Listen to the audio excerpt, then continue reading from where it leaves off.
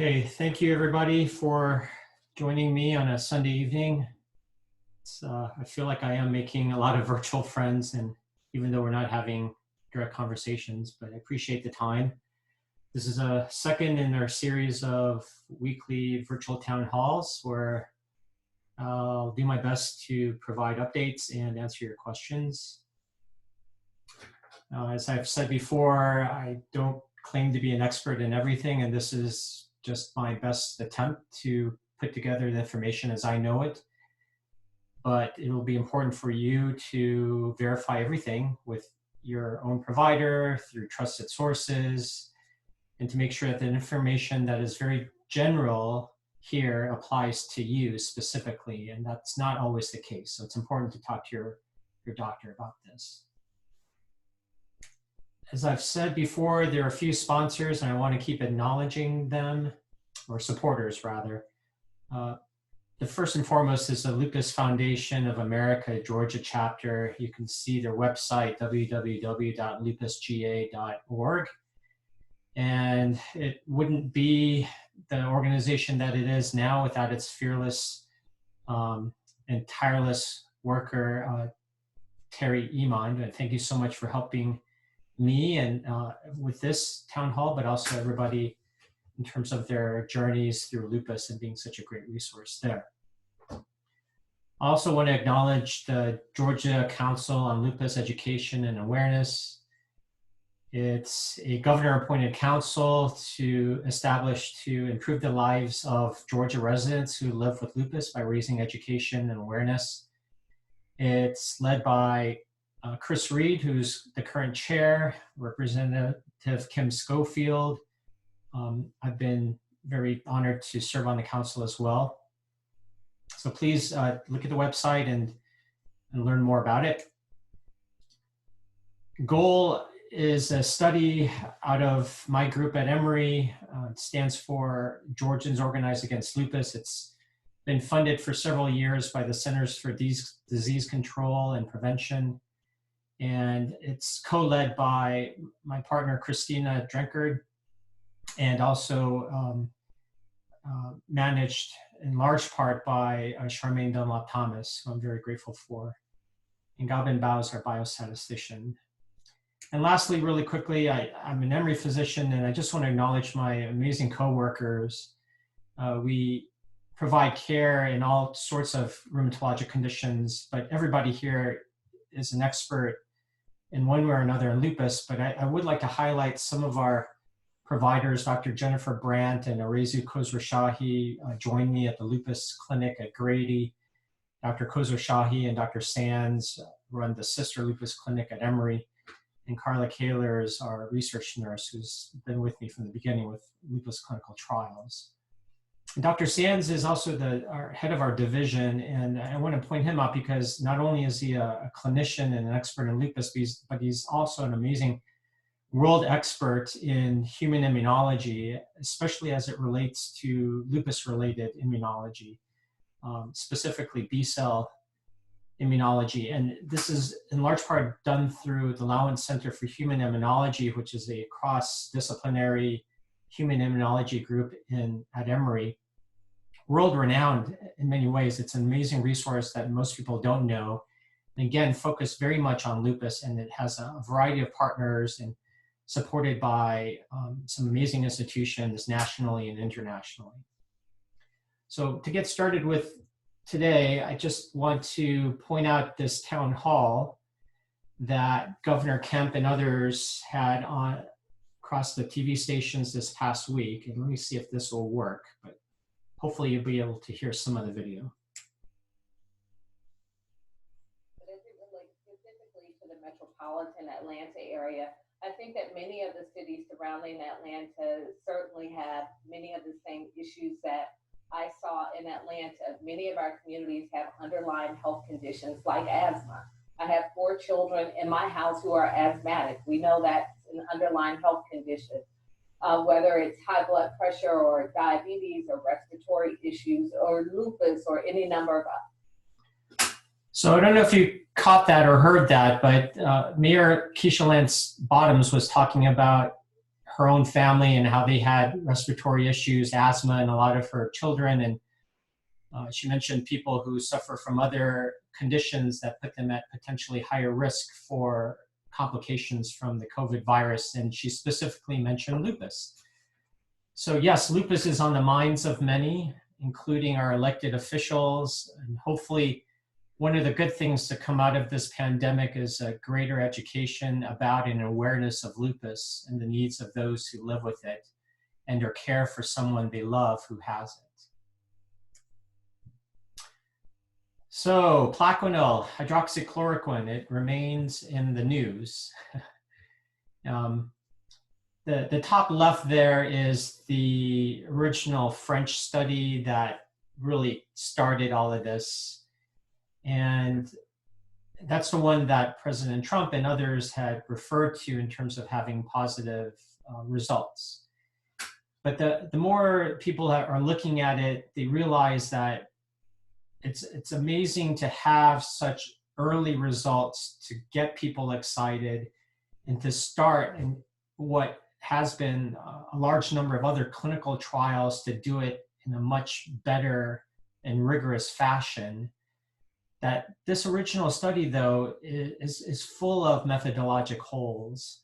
It's extremely small, the way they had the different groups and they pulled people out and did not analyze them. In short, it's really to hang your hat. It's difficult to hang your hat on this too much. But again, it's good that it kickstarted a lot of inquiry. And just to put some balance into this, what's come about in the past week is another Chinese study that you see on the bottom there. And it's a bit larger, not as large as we need it to be, but definitely larger than the original French study. And it had controlled groups, meaning they had a very scientific fashion of dividing the different groups that they were going to compare. And again, it's not the highest quality, but it was an improvement in several ways on the original French study. And this study's ultimate results were that they did not find a difference between hydroxychloroquine and not having hydroxychloroquine in terms of the final results that they looked at. All this to say that things are extremely early, and there are reasons to think that there may be some promise in hydroxychloroquine as with respect to its role in the COVID virus. But there are also many other reasons to be a bit skeptical. Again, all of these things will over time be supported or not through more rigorous scientific studies that are underway. So I fully expect that there are going to be more results to come that will shed more insight as to the potential efficacy of hydroxychloroquine and hopefully how best, if there is efficacy, how best it is used in those people that develop the infection. And by the way, this whole other aspect of azithromycin, which is an antibiotic, when you combine it with hydroxychloroquine, was in some of these early studies, the French study, but being very critical about how that was used, why it was used, and what data we can glean from these original smaller studies, more and more institutions are looking at it and saying that there clearly is no strong reason to think that azithromycin is helpful. They're not discounting it completely either, but the point is, again, just like hydroxychloroquine or Plaquenil, the story behind azithromycin, either alone or in combination with hydroxychloroquine, the jury very much is still out.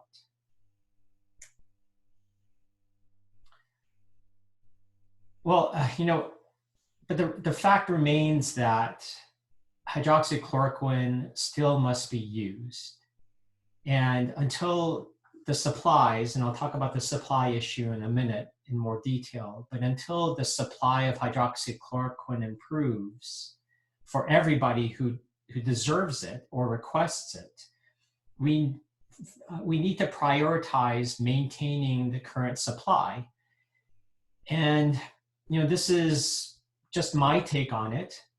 And we're going to get some more news down the road, but I think clearly the whole hubbub with hydroxychloroquine is really based on the COVID virus. And as much as many people would like the access to hydroxychloroquine related to other issues, I think given this special time, until we have other therapies that are proven to work, we have to reserve at least some of the supply for compassionate use. Even though I mentioned that the original studies, that the results are out, are very equivocal or not strong one way or the other for hydroxychloroquine, it is something that I think most people would agree we need to reserve for these very severely sick people that have no other known options to treat severe COVID infection. And then right beneath that, I would put that we need to maintain current supply for those who have been benefiting from hydroxychloroquine with conditions that currently have FDA approval, and that includes cutaneous and systemic lupus. I don't know if you knew that or not, but there are two separate indications by the FDA for hydroxychloroquine, and that's cutaneous and systemic lupus, as well as rheumatoid arthritis and malaria, which is really not a big deal in our country. So predominantly lupus and rheumatoid arthritis, and for those that are already benefiting from hydroxychloroquine. Now, everyone on this town hall who feels they should be on hydroxychloroquine, in my mind, probably should be on it. I don't want anyone to hear that I or anyone else feels that they are not worthy of hydroxychloroquine. But the reality is that there currently are shortages, albeit some spotty, but I think we're hearing more and more stories about this.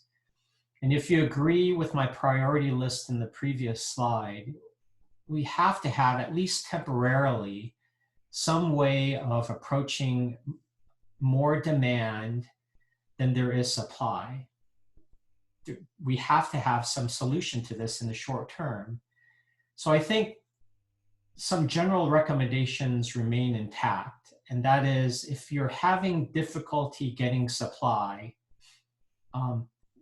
one group, if you were previously on hydroxychloroquine and benefiting from it before this whole COVID issue, you should definitely try to maintain the dose. And with supply being short, you're just going to have to call around to different pharmacies as shortages are spotty. And even in the same pharmacy, their suppliers may get supply in 1 week, and the next week have less supply. So it's going to have to be a situation that, at least in the short term, we're going to have to look around for where supplies are available. And there's just really no efficient way to do it that I know of. And you should also consider possibly reducing the dosage if you're not able to get adequate supply fast enough. If you're, for example, on 2 tablets a day, you could consider going to 1 tablet a day. And if you're on 1 tablet a day, you could consider going every other day. At least try to stretch it out, because hydroxychloroquine will stay in your body for a long time. And along those lines, if you do happen to run out, don't panic. Hydroxychloroquine or Plaquenil is detected in your body up to 3 months after stopping it. So it's not to say it's fully effective, obviously, for 3 months, but it gives you an idea that it does stay in your body for a while if you've been taking it regularly. So it's not as if the next 24 hours after having run out, something bad may happen. Now, if you were not on hydroxychloroquine regularly before COVID, then you can try to get supply. And if you're lucky enough to find it, then I think it's not unreasonable to start it, but know that there are other people that are having more difficulty getting it. And if you can't get it, and I think the general recommendation would be that since you were not regularly on it before, there clearly is no reason to emergently start it. It's something to discuss with your doctor, certainly, but generally speaking, hydroxychloroquine is used more for its long-term benefit. We've been preaching this for years and years, most of us in this field, but it is not something that we've ever preached that you have to have it overnight. And God forbid, if you were to flare, really there are other medications that would be more appropriate in the short term, and certainly with this context of general hydroxychloroquine shortage, that it would be better to start other treatments if you need it. And there are always going to be options to get you out of that flare. So what else is being done? You may have heard that some doctors and pharmacies and hospital systems are instituting some regulations or restrictions. They are not all coordinated with one another, so it may differ from one person or pharmacy or hospital to the next. And we've instituted this actually at Grady Health System. They're going to at Emory. I know of many other places throughout the country that have different degrees of this or flavors of this. And believe me, I've had my share of upset individuals this week because of these rules, if you will, or guidelines that just they didn't fit. And again, it doesn't mean that I feel or any individual feels that anyone else doesn't deserve it. Like I said, I think if anybody wants it, has lupus or rheumatoid arthritis, they should get it. But it really is an issue of supply and demand, and what do we do to get through this short-term period, hopefully, of lower supply. We may get some better guidance soon for more uniform definitions of who should or shouldn't get it. There's some federal guidance coming out, I heard this week. Department of Health and Human Services, the big federal department overseeing all of healthcare, has a committee that has been looking into this, and my understanding is that they're going to have some guidelines, and that should carry some weight, and hopefully the systems and the doctors and the pharmacies, and if anything, you as individuals living with lupus, it'll be more transparent how generally people should approach this. Representative Kim Schofield and others are working on getting an executive order from the Georgia governor to empower controls to prevent misuse and inappropriate prescribing, so that we can focus on the people, the highest priority groups, as I mentioned, to make sure that they maintain adequate access during this period. And for their part, some pharmaceutical companies are responding. Novartis committed to donate up to 130 million doses of Plaquenil by the end of May and is supporting ongoing clinical trials to evaluate whether hydroxychloroquine or chloroquine is effective in treating COVID. And the company is also exploring, but it hasn't finalized to my knowledge, but anyway, they're exploring scaling up its ability to increase supply to ensure patients currently depleted in terms of their access to the medications. Mylan is another company that started producing hydroxychloroquine tablets at its US manufacturing facility and initiated production also outside the US. And they expect to ramp up manufacturing to provide 50 million tablets by mid-April. A company called Teva is producing pills and ramping up and will donate 6+ million doses to hospitals across the US. And Bayer announced that it will donate 3 million tablets of another anti-malarial drug that's a cousin of hydroxychloroquine called chloroquine.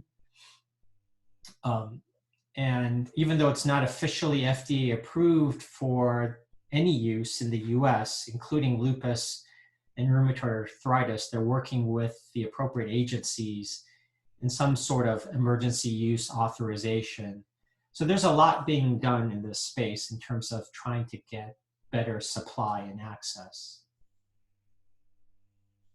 Now, the best case scenario here, as I mentioned last week, is that hydroxychloroquine works against COVID, and I want that as desperately as anyone else. Production obviously will soar if this can be proved. Access will increase for everyone, but I think we have to hope for this, but prepare for what else could happen. And one of the other scenarios on the other spectrum is, what if hydroxychloroquine studies are negative? And I think that's something that you have to think about in terms of its efficacy and the way that they're studying it for COVID. And the reality is that if we don't prepare for that, people are quickly going to forget about hydroxychloroquine outside of our community. And the supply issue that we've known for a long period of time, well before COVID, will be forgotten. And so this is an issue that's also reflective of a general issue, not just with hydroxychloroquine, but with many medications that we as a lupus community need better access to in the long term. So we need to seize this moment and also think of the long term, regardless of whether hydroxychloroquine gets approved or proven for the use against COVID. We need to raise awareness, take advantage of this time to raise awareness that access to important drugs has been a long-standing issue in our community. The COVID-19 virus just unmasked an important need, but one of many others. And one way to make a difference in this regard is through advocacy. The Lupus Foundation of America, in partnership with our Arthritis Foundation, are urging state pharmacy boards and other important stakeholders involved with the drug supply chain to take immediate action to ensure the availability of hydroxychloroquine and chloroquine for people with lupus and rheumatoid arthritis. And you can advocate right now from your own home. You have power to actually move the needle, believe it or not, with the clicks that you used to come to this virtual town hall. And if you go to the Lupus Foundation Georgia chapter webpage, and you go to the bottom here, to the COVID Resource Center, just click on that Learn More button there in the box within that purple line. And it'll take you to a whole list. And if you look under the section that says latest COVID-19 and lupus news, under a subsection called Take Action, Access to Hydroxychloroquine for People with Lupus, it will then take you to this webpage here where you can put in some general information, your zip code. It'll direct you to identify your legislative people and help you send messages to them, informing them about the important need for people to access hydroxychloroquine for those who need it and deserve it, as well as the other medication issues that we have. So we can't let this opportunity slide no matter what happens. And this should remind us of the advocacy efforts that our Georgia chapter has always been involved in to improve the lives of those with lupus in our state. And I hope the power of advocacy remains with you well beyond this pandemic and draws you to participate in advocacy if you haven't been already. Talking about research, we need to learn more about how COVID impacts lupus. There are so many questions. I know you know many of them, but here's just a few. Lupus is obviously an autoimmune disease, with most people on immunosuppressive medications, which make them at higher risk for COVID infection and its complications, right? And that's what we're concerned about.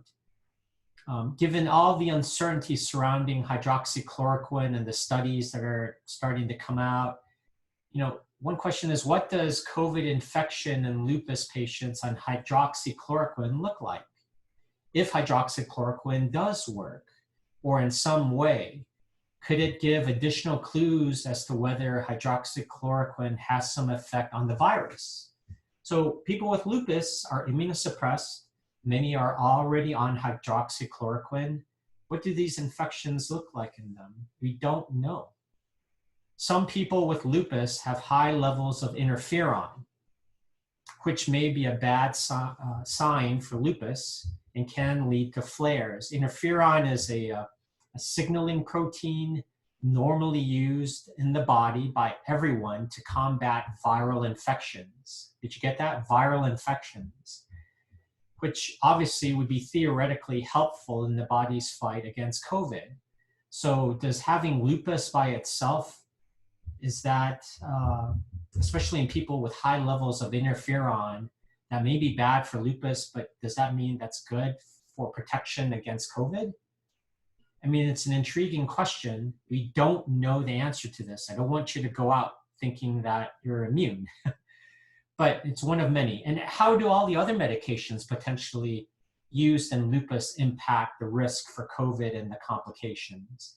Remember, it's not just interferon, it's not just being on Plaquenil, but people with lupus are on a variety of other potential immunosuppressive medications. There are other medical conditions in people with lupus that seem to increase the risk of poor outcomes. We've heard of lung disease, heart disease, age. Yeah. All these things create sort of a soup with arrows pointing all over the place. And so we obviously need to get the answers, and we'll get there, but we need your help. There's, I mentioned these last week, but I want to mention them again. There's a worldwide registry of patients with rheumatologic conditions with COVID. And if you have lupus and have a high suspicion of being infected with COVID-19 or had a positive test, the COVID-19 Global Rheumatology Alliance is supported by many of the world's leading organizations, including the LFA, LRA, and the ACR, and seeks to collect information from healthcare providers about the rheumatology patients who develop COVID infections. The LFA Georgia chapter and Emory would like to help your information become a part of this worldwide registry of patients with rheumatologic conditions. And if you happen to have the viral infection, I forgot to take out this middle part. We're not ready to collect your information yet, but I want you to be aware that we're going to be putting together an avenue by which you can identify yourself as someone who has a high risk of having COVID symptoms and you just were not able to get tested or have had a positive test. And we'll make sure that you count and we'll contribute, if you volunteer, of course, to contribute de-identified information, meaning without your personal information on it, vital information to the community that would help us learn more about these questions that I just mentioned and many more. And for those in the GOLD research cohort, as I mentioned last week, the next round of surveys are going out soon, including a question on being COVID positive, and that will be also very helpful for us. So now I'm going to transition to some of your questions. So this is one that was submitted. Is it possible to receive a negative coronavirus test yet still have or be a carrier of the disease? And I think this really gets at how accurate are the tests. And generally, the tests that are out there are pretty good. Otherwise, they would not be approved to go out. But different tests are approved and different tests are being developed, including one that the FDA approved this past week that can be done in a doctor's office instead of being done outside at a separate lab, with results in about 45 minutes. And just a few minutes ago, I was watching some news story somewhere, but they mentioned the president said something about an approval for a test with results coming back in minutes or seconds. So clearly, testing is evolving very quickly, which is good. because it's important. And, and the most important thing is hopefully we'll have a good test that's widely available. So when it comes time, we can encourage everyone to get tested, whether they have symptoms or not, so that we know who is infected and who isn't, especially those who are infected but not yet symptomatic, or like this question is referring to, these carriers. And these are the people that seem to be the most significant source of the way the virus spreads quickly, which makes sense. You're infectious, but no one can tell, and so people's guards are let down, including yourself. It's rare that a test is 100% accurate, however, and there are reports of negative tests in people who eventually become positive. And some of this may be related to the test itself being less than 100% accurate, but also how it's done. For example, the way most of the tests that are being done now are through nasopharyngeal swabs. You take a long Q-tip basically, and you stick it up someone's nose, and you really get back there and you swab it looking for the viral particles to be detected in the lab. But from what I understand, you got to really get back there unless you feel like you're getting something jammed into your brain and it's really done well and further back. It's really not technically correct. So there's a lot of factors. So the take-home message here is that the tests are generally good. And I think a negative test, at least if it's done more than once, I mean, you're going to be pretty confident that it's a negative test. But at the end of the day, if you're at high risk, if you're known to be exposed, if you have any suggestive symptoms, even with a negative test, the advice generally is that you should assume that you're positive regardless of the test results, and to quarantine yourself. Here's another question. Do people with cutaneous lupus erythematosus have the same susceptibility to COVID-19 as people with systemic disease? Well, we don't have any information yet to know the answer to this question. As I mentioned earlier, we don't know if people with lupus have the same increased or decreased susceptibility compared to the general population. There are a lot of things to consider, including general autoimmunity and the treatments, as I mentioned. So obviously, we're not going to really know much more in terms of more granular questions like, is there a difference between systemic and cutaneous lupus? It's hard to even have an educated guess, to be honest. I mean, there are some differences. There are some similarities between systemic and cutaneous lupus in terms of immune response, but there are also differences, and how it all plays out, we don't know yet. And so it's just another plug for general research efforts and how important your roles are going to be if you're presented with a research opportunity like that registry or the gold cohort that I mentioned. And by the way, the gold cohort, we not only follow one of the largest groups of people with systemic lupus in the country, but we also have one of the largest cutaneous lupus cohorts. In this particular subgroup of patients, the study of that is being headed in our group by Dr. Christina Drenkard. So we may be able to help answer this question better over time, better than almost anybody in the country or the world, right here in Georgia. Two-part question. Many people, including autoimmune patients, will have been infected with COVID-19, but were either asymptomatic or experienced mild to moderate symptoms that did not require hospitalization. Since test kits for diagnosing COVID-19 are presently in short supply and or being used mainly to diagnose already hospitalized patients infected with COVID-19, when will a serology test be made available at large to the public health field to be able to ascertain who actually have been infected with COVID-19 but recovered, yet not included statistically in the total count of confirmed COVID cases? Also, how does this translate into immunity and length thereof from COVID-19 for the future? How long is immunity from COVID-19 determined to be? Great questions. this is basically talking about understanding in those who recovered from COVID in the past, how has their immunity changed, and how can we use this to better understand if we become immune to the virus, and if so, for how long? I'm not an expert in this area, but know that this is an area of very active research, including in the Lowndes Center for Human Immunology at Emory. I'm sure more information will come out in the near future. As we get larger numbers of people who have recovered from COVID infections, there will probably be a call out for individuals to donate blood and enter other research studies to learn more. So please keep this in mind, but undoubtedly more information will come out very soon. And keep in mind, this infection has only been out for several months. So we're just starting to understand what the major questions are and collecting that and analyzing that and getting results. A great question.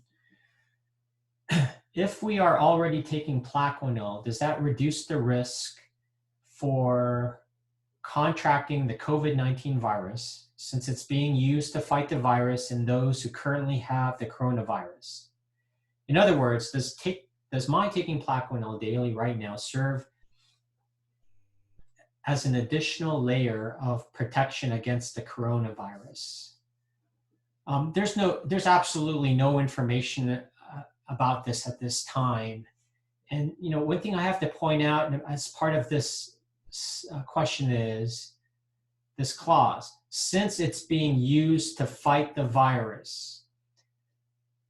Yes, in one sense, that part of the question is true. It is being used, but because we have a very small,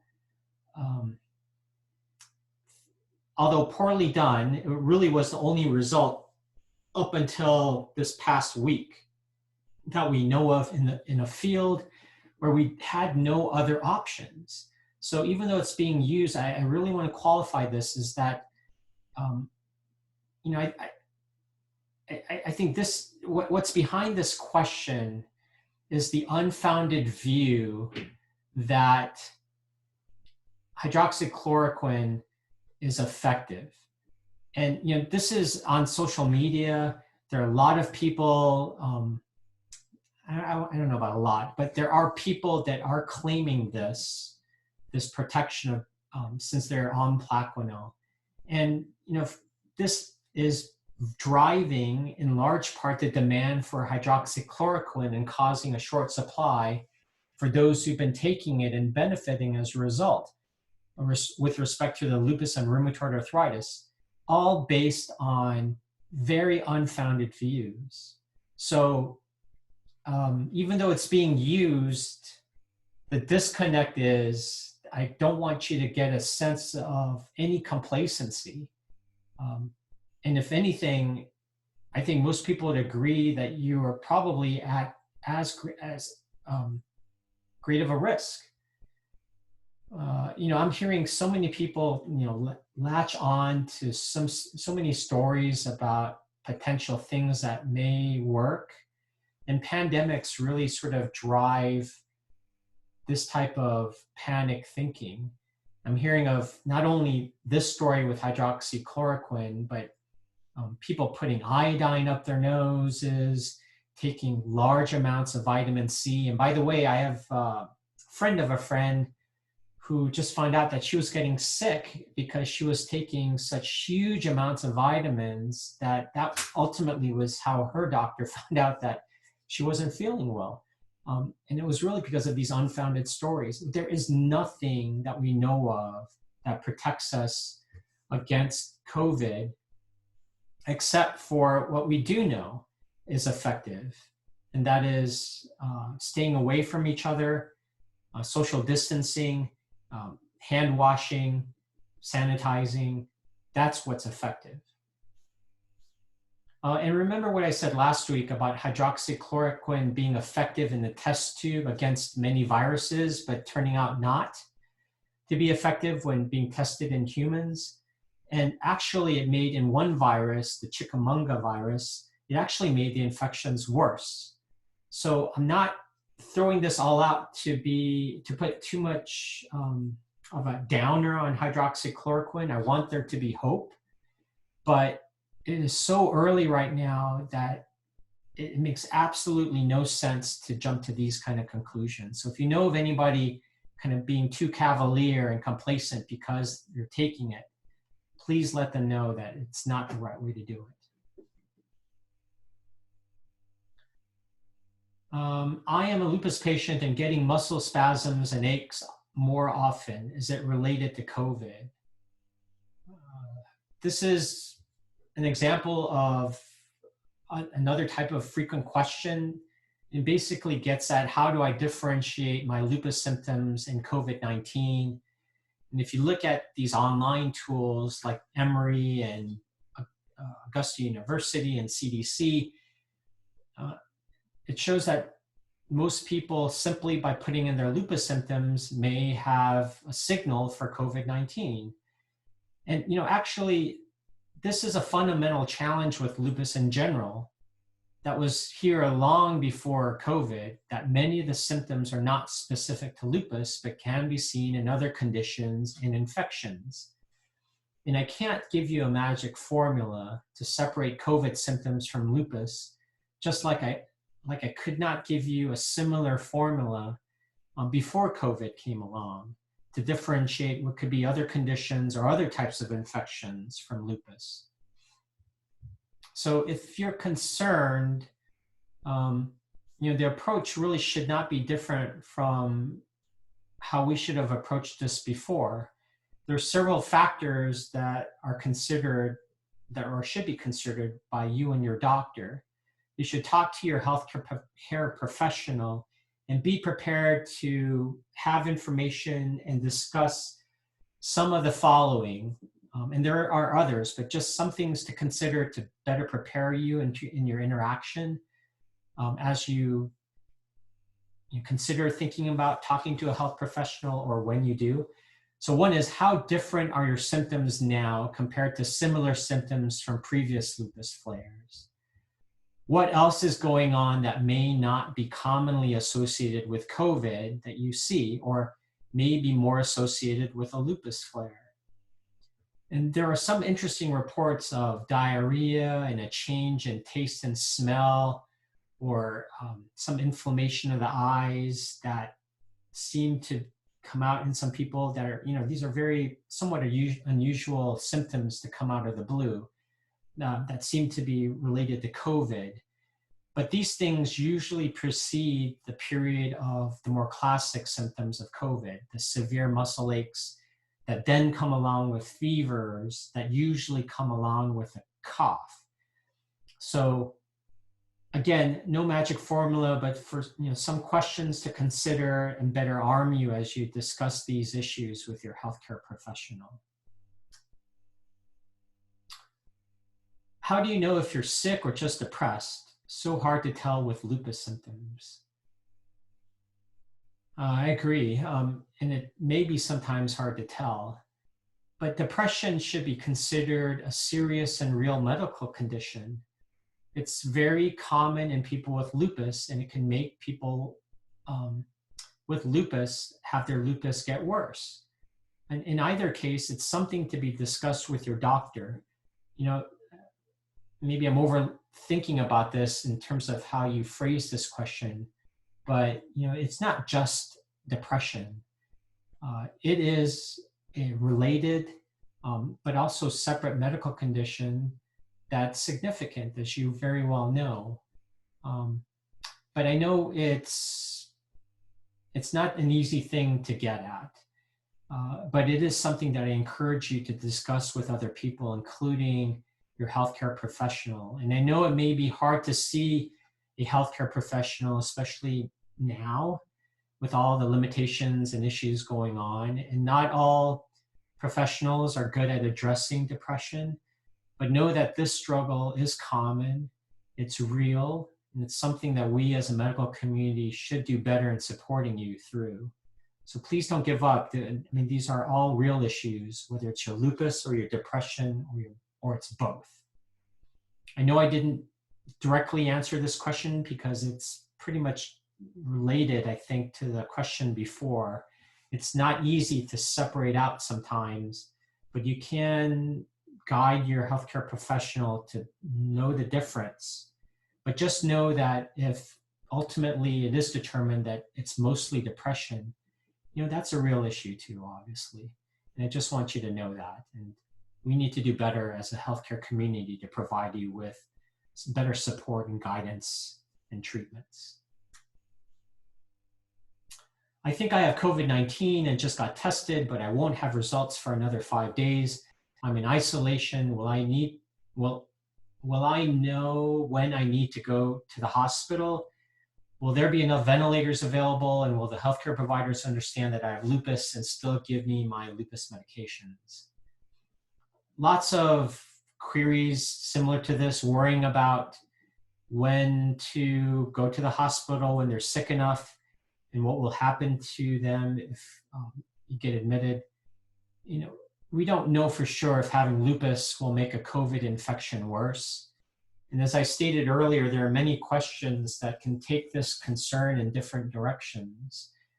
What I didn't mention earlier, in part because I don't want rumors and social media to twist it. So I don't want you to, splice this part of the video and put it on your Facebook page, please. But there's observations from my personal contacts as well as some others in the lupus research area with lupus specialists in other countries, including Italy and South Korea, where there's been tremendous numbers of COVID, as you know. And there doesn't seem to be a dramatically large number of people with lupus who got infected in those areas. Now, remember, these are my personal contacts. This is not a real study. Don't say Dr. Lim said that areas where there's COVID, there's nobody with lupus that got it. But for what it's worth, these are individuals who have access to large numbers of people with lupus and other doctors who treat lupus. So again, I'm not saying with people with lupus don't get COVID-19 easily, but here's my point. My point is, at least for now, there's no reason to think lupus and COVID will definitely equal you being on a ventilator if you got hospitalized. Now, having said this, you do have to communicate with your healthcare provider when in isolation, especially when you have underlying lung conditions and other issues that put the general population at higher risk. So lung disease, heart disease, high blood pressure, age are some of the things that you've been hearing about. And then if you add lupus on top of that, we certainly need to be more careful. And when shortness of breath especially significantly becomes worse, you should talk to your doctor urgently and be guided accordingly. But there's no particular reason to be overly worried than the general population about anything that will happen to you in the hospital. And really the main thing to focus on is what you have control over, and that is avoiding getting the infection. But if you do, to isolate, to quarantine yourself and to make sure that you stay in touch with a healthcare professional, and chances are that you're going to do pretty well.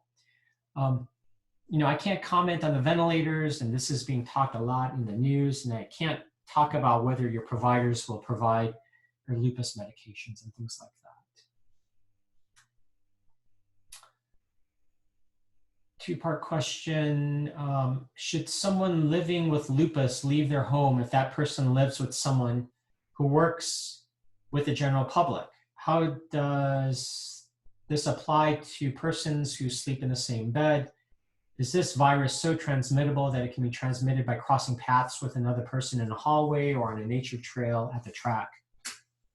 So, there's a lot that I mentioned that we don't know about COVID, but there's a lot that we do know about COVID, because COVID cannot defy the laws of physics and biology. And, ultimately it comes down to the fact that it's a respiratory virus. And so this type of respiratory virus goes from one person to another primarily through respiratory droplets. And so droplets occur when